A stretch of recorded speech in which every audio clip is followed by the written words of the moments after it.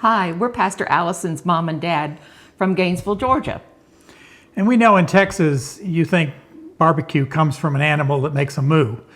But before Travis married our daughter, we didn't really know what a brisket was.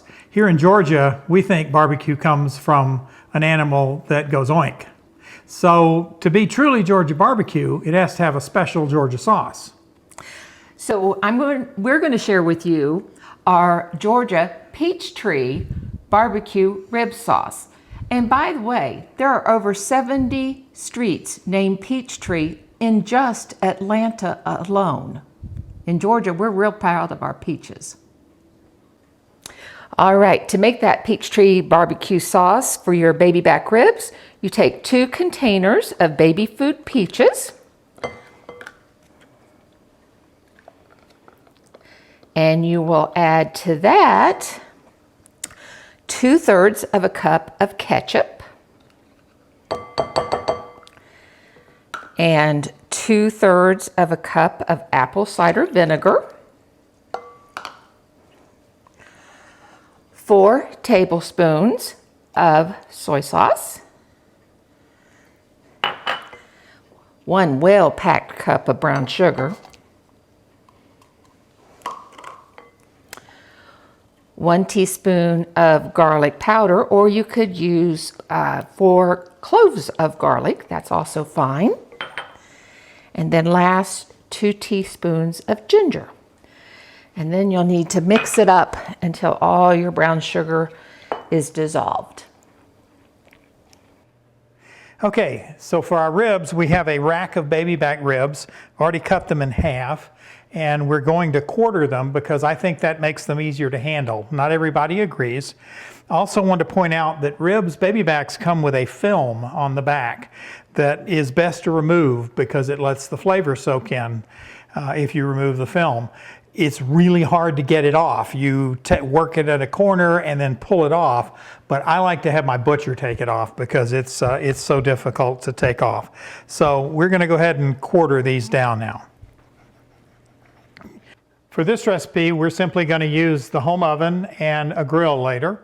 We're going to start by baking our ribs. So we're going to preheat the oven to 250 degrees.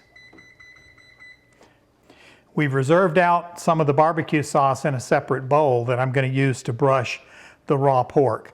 We'll use this sauce later on the grill, but we don't want to mix raw pork and barbecue sauce that's been exposed to raw pork with the barbecue sauce we're going to use later.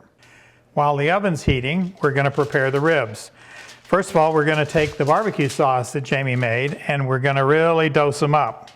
Both sides, get them good and coated. Then, once they're good and coated, we're going to wrap them up in heavy-duty aluminum foil. Now, if you'd like and if you have the time, it's better if you let these marinate for several hours to overnight with the barbecue sauce on them in the foil. But if you don't have time, it's okay. Just put them in the oven as we'll show you in just a minute. Like Betty said, you want to baste them real good. And I just like to add just a little bit more. Then you're going to turn them over. And I like to make sure that you have, a good amount of sauce that's going to, be on the meaty side of the ribs. So just drizzle a little extra sauce down in there so they get good and coated. It's really important that when you wrap them, that you wrap them up nice and tight to keep the juices in, and being careful not to break your foil. And sometimes you need 2 layers.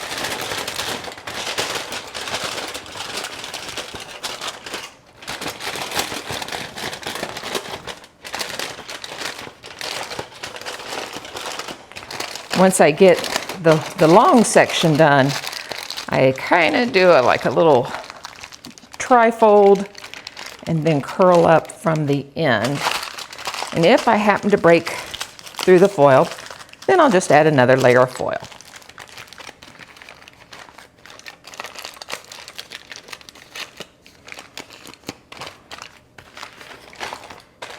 When we put them in the oven, we're going to put that fat side down on a baking sheet.